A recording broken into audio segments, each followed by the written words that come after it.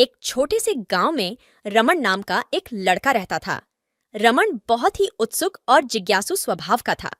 एक दिन उसे अपने दादाजी के पुराने खजाने के कमरे में एक प्राचीन बक्सा मिला। बक्सा दिखने में बहुत पुराना और रहस्यमय था। उसके ऊपर अजीबोगरीब नक्काशी और चित्र बने हुए थे। रमन ने बिना किसी को बताए उस बक्से को खोलने का निश्चय किया। रमन ने बक्से का ताला खोला तो उसमें से एक चमकती हुई रोशनी निकली और अचानक से एक जीन प्रकट हुआ। जीन ने मुस्कुराते हुए कहा, धन्यवाद रमन, तुमने मुझे इस बक्से से आजाद किया है। अब मैं तुम्हारी 3 इच्छाएं पूरी करूंगा। रमन ने आश्चर्यचकित होकर कहा, सच में 3 इच्छाएं? वाह!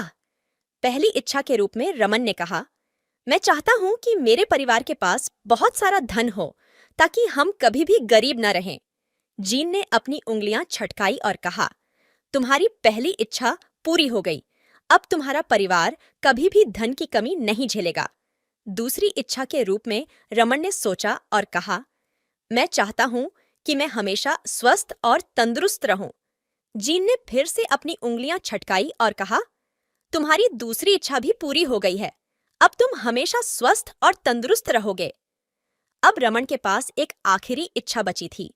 उसने बहुत सोच समझकर कहा, मेरी तीसरी इच्छा है कि इस बक्से का जीन हमेशा मेरे साथ रहे ताकि जब भी मुझे जरूरत पड़े वह मेरी मदद कर सके।